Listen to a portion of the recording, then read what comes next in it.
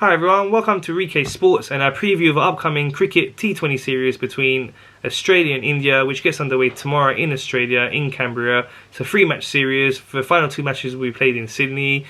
As we just seen, the two teams had just finished playing a one-day international series, which was won by Australia 2-1. We got the prediction right there for the series winner and the correct score for that one. And it was a really good series. Australia performed so well in the first 2 matches, really dominant displays with the bat. They racked up 370 odd in the first match and they went even better in the second one with 380 odd, and both times Stephen Smith got the record-breaking hundreds, the third fastest 100 by an Australian. In the first match it was off 62 balls and he went and repeated the same thing in the second match.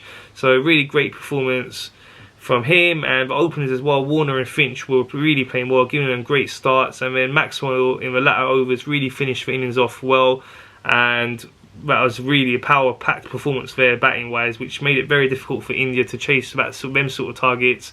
They tried hard. They did get over 300 plus both times, and you know, as much as they tried, it was just a few runs too many, and Australia's bowlers kept things tight and managed to close out the win.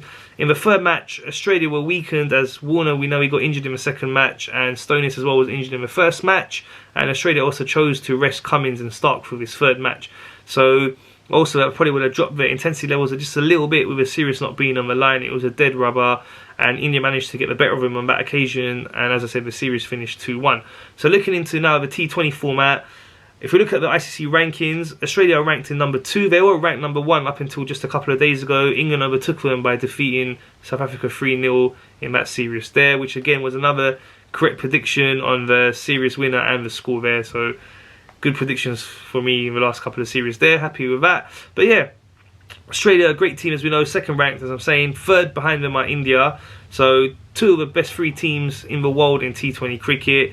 Expecting a competitive series. I think the matches will be closer than the one-day international series was, and should see some exciting cricket. So if we look at the head-to-head record, India lead that 11-8.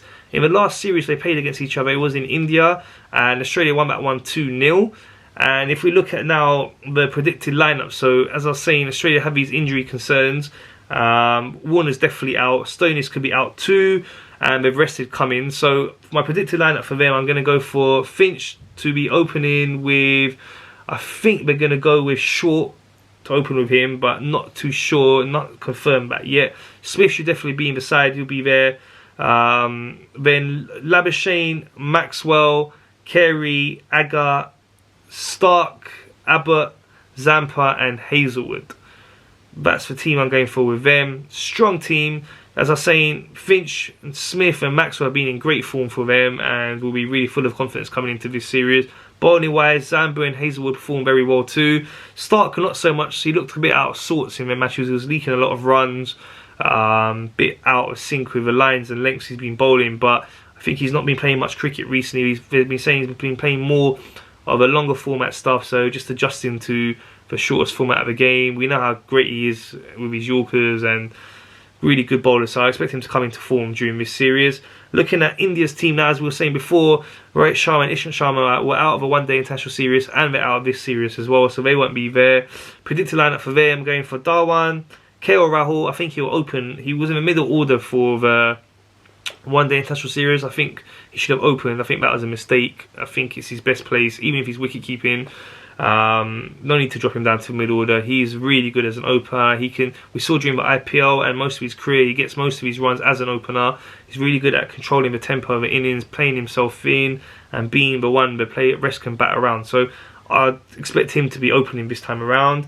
So especially without Rohit Sharma there as well. So like definitely should be opening for sure with Dhawan. Then Kohli, Iyer, Pandey, Hardik Pandya, Jadeja, Washington Sundar, Deepak Chahar, Bumrah and Chahal.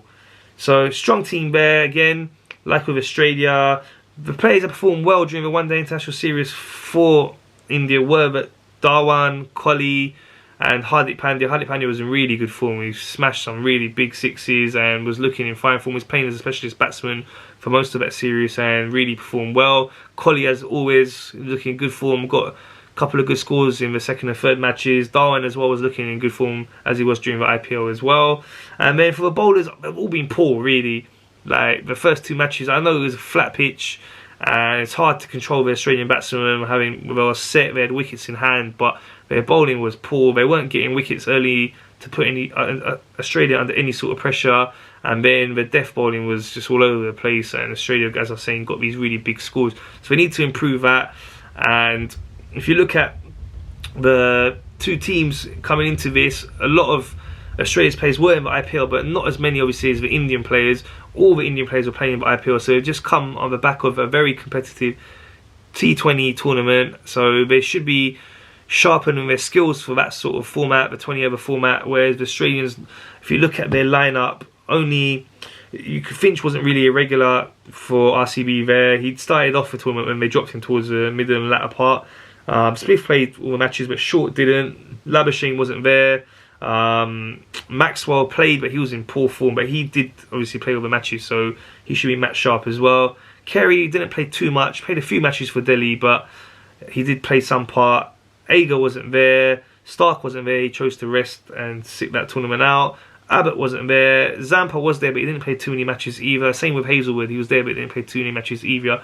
Whereas if you look at the Indian lineup, all their 11 were playing all the matches in the IPL, so I think that gives them a little bit of an edge. Australia had the edge of home advantage. We saw that played a big part in the one-day international series. I don't think it's going to play such a big part in this series. The pitches, again, we saw they were flat, favoured the batters, but in T20 the skill set's a bit different. I think that the skill of a bowler plays a big part in being able to contain a batsman over that shorter period of time.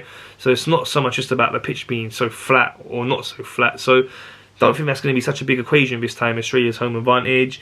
And looking at the situation with the injuries to Warner, especially, I think that's a big miss for Australia. Stoinis will be a big miss too as well. So that gives the edge to me to India, I think. And I think they're going to win this series 2-1. So yeah, that's all for me. Please remember to subscribe, like and share. Thank you.